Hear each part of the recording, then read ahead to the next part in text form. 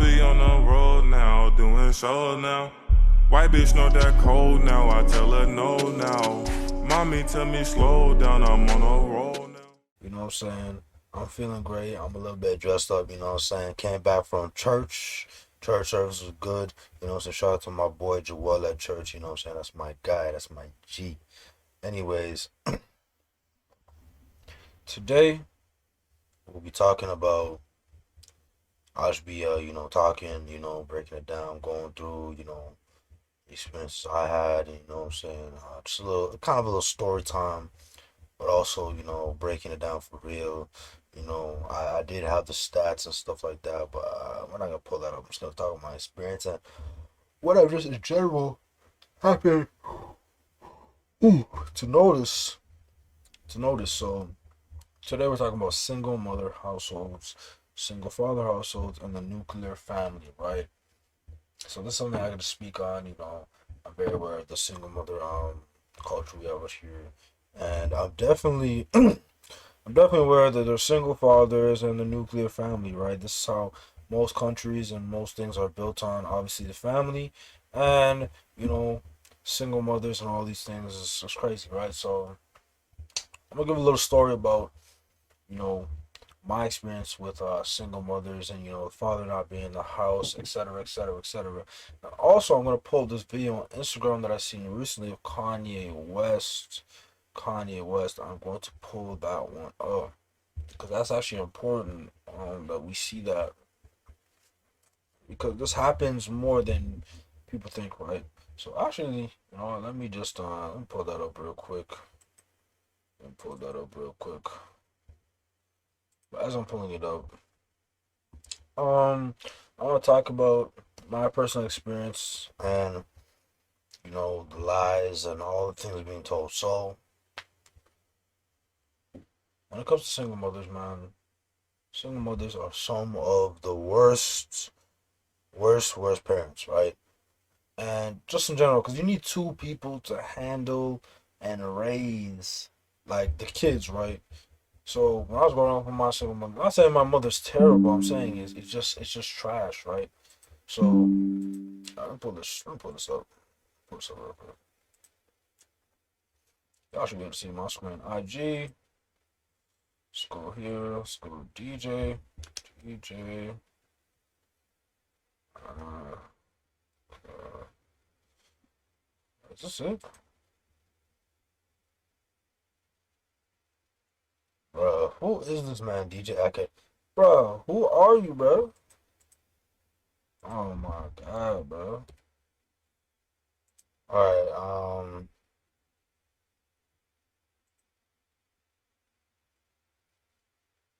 alright, so here, well, I'm gonna play this video of Kanye West, right? You couldn't see his children, right? You couldn't see his children. And before I get into it, he couldn't see his children, right? His mother, his wife, Kim Kardashian, was holding the child away from him, right? Holding his daughter away from him, basically saying that he cannot come to his daughter's birthday party. I forgot his daughter's name. So Kanye West was not able to go to his daughter's birthday party. Eventually, he was able to get there, right? But he asked her for the address. He's asking for all the family members. Where's the party? I want to go. I want to see my daughter, right? And the mother was basically withholding the information from him because of bitterness, because of pettiness, or whatever the case may be. And her doing that to him, that's gonna mess up the daughter's relationship and Kanye West's relationship in the future, regardless of if he's celebrity or not, right? This just happens to men. Remember, just he's one of the biggest public figures going through this, and other people going through this, right? But he is one of many men who actually experienced that, right? And it's crazy to see because if he never got to the party, his daughter would think, because naturally she would remember eventually. He wasn't here at some point in time. She wouldn't exactly remember it's her birthday, but she would remember he wasn't here for these segments of time. And not because he didn't want to, it's because the mother was holding him back, right? Vice versa if the father does that too, single mother situation, single father situation. But it's very rare because it doesn't happen often. It's usually the woman that gets the kids, right? So let's watch this video. It's just so crazy when I seen this. I was like, damn, Kanye West. Let's go. Right. Happy birthday. I wasn't allowed to know where her party was. There's nothing legal. They're saying that these are the kind of games that's being played. At the light, it's the kind of thing that really has affected my health for the long. And I'm just not playing. I'm not letting. I'm taking control of my narrative this year. I'm being the father, the best father, the yay version of a father, and I'm not finna let this happen. And we're gonna be in real time. Take a slight right turn onto I-405 right here. North. Chicago, happy birthday. I love you. And I'm just putting this online because I need y'all support. I didn't call Kim, texted nannies. I got on the phone with Tristan. He said, he asked Chloe, won't nobody give me the address to my daughter's birthday party right now? That's going to imprint in her mind that I wasn't there for her. You get what I'm saying? Like, I ain't... Yo, I'm just wishing my daughter a public. This I was supposed to be in Miami recording my album. My whole schedule is all based around me being able to take my kids to school, me being there for them, making sure that I'm in their life. That's the whole point of having money. They take so many fathers just throughout America. They've been taking the fathers out the homes purposely, so I'm speaking up. I'm using my voice to say, this ain't gonna keep happening. This narrative is not gonna happen. It's a lot of people that's got in a position where they ain't got no voice when people be playing games like this. Baby mamas be playing games. The grandmama be playing games like this. And it's like, as y'all know, they ain't finna play like that with me. This I was supposed to be in. Anyways, so that's the first clip. Hopefully, you guys were able to see that. If you didn't, basically, the family was holding him back, right? Mainly the women, right? The women were holding him back from seeing his daughter. And that is going to damage. Remember now, because him and Kim Kardashian, they broke up, right? But that is going to severely damage the child. See, the thing is, no one thinks about the child. That is going to severely damage the child and make the child think that the father was not there. Just like what happened to me when I break down my story after we break down this. So let me go to the next clip. There's another one that he's actually able to get there and stuff like that. So I'm going to show you guys that one. Hopefully you guys can see it. Yo, I'm so happy right now. I just came from Shy's party, and I just gotta shout out to Travis Scott for sending me the address and the time and making sure that I was able to spend that birthday memory with my daughter, to be there with the rest of the family. And I just saw everybody. It was Chris and Corey and Kylie. Kylie let me in right when I got to the spot because the security stopped me once again when I got there. And it's just a matter of just having a conversation, open dialogue, and it was just, everyone just had a great time. And I'm just really happy that I could be there for my children. I just want to thank everybody for their support in this situation. Just let me just calmly and legally take control of my narrative. I know we disagree. People have different opinions on a lot of different things that I do, but with this one, this is my main focus. My life centers around my children, and I just had a great time today. Thank everybody for their support. Peace. Alright guys, so as you clearly can see that, hopefully you guys were able to see that. If you guys can see it, I'll break it down for you. So finally, Travis Scott, another famous artist, you guys probably all know Travis Scott. So he actually sent Kanye West the address at the time and everything to go see his daughter and stuff like that. Guys, you know how important this is? Like, I don't know if that was her first birthday or third, but I'm not up to date with his life and stuff like that to the max. Obviously, I'm up to date with the music. I'm not very up to date with his personal life because he doesn't really share that as much, and it's not really my business and all our business. But when he shared this information, I was like, damn, like another father out here maybe not being able to see his kid and ingraining that imprint. Because remember, I'm imprinted for life. That when my younger days, I didn't see my dad like crazy. I didn't see my dad. I never got to call my dad and check in on how my dad was, and just to get to see his face. Because I'm thinking that this guy's a deadbeat. I'm thinking that he's all these certain things when he really wanted to see me more than ever. The woman will always twist the narrative. Vice versa, if the man's in the situation and the woman trying to see her kid, the man will twist the narrative. It's always vice versa, but mainly it's dominantly happening to men, right? But guys don't understand, like, when I was a kid, so that's actually very sad. Like, and that can actually, remember, that can make their daughter hate. That can make Kanye's daughter hate him, and all these things go on. Then she starts going rampant, starts, going through phases. The daughter, when she's older, like, it gets annoying because when I was younger, right? I'll break down my story now. So when I was younger, and my dad wasn't there. My mom told me when I was 3 years old, something like that. He's not coming back. I was able to understand. He's not just coming. He's not gonna be around. I understood it, right?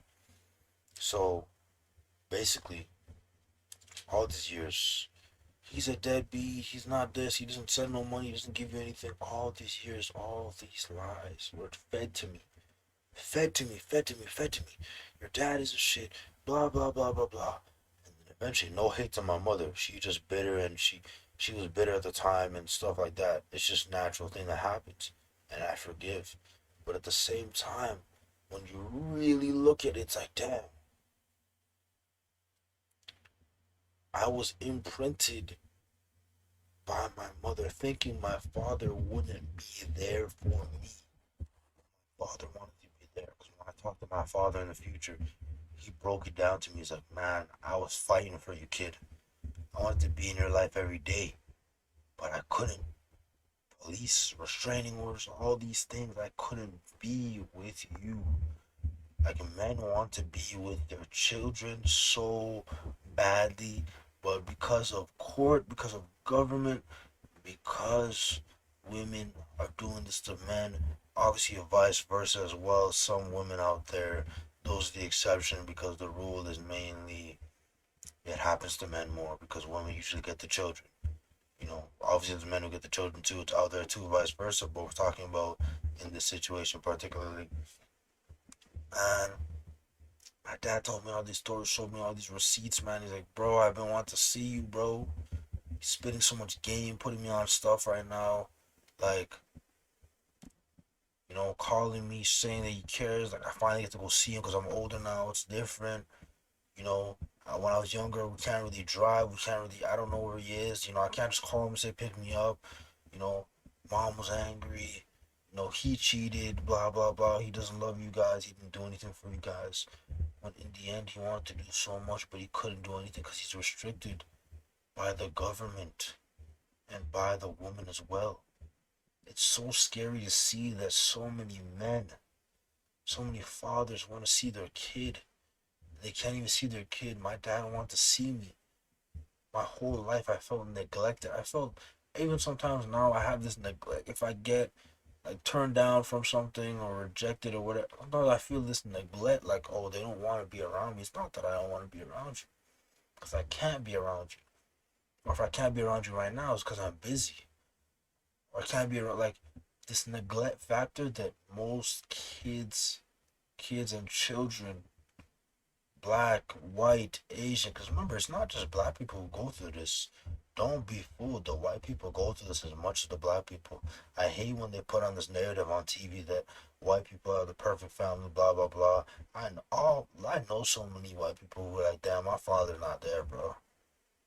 Damn, my mother divorced my father. My father wasn't able to see me. I thought he was shit.